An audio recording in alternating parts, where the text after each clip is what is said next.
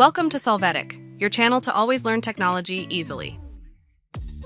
Below in the description, you will find useful links we used in this video.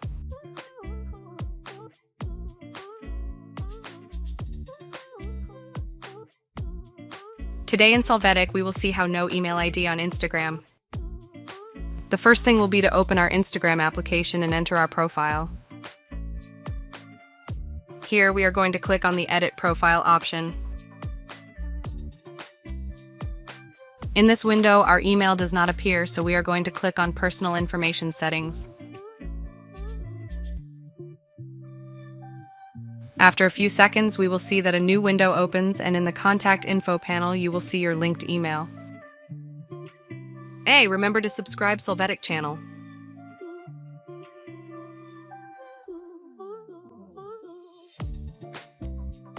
We hope it has been helpful for you. Here are links to watch more videos of your interest and subscribe to the Solvetic channel. Thank you.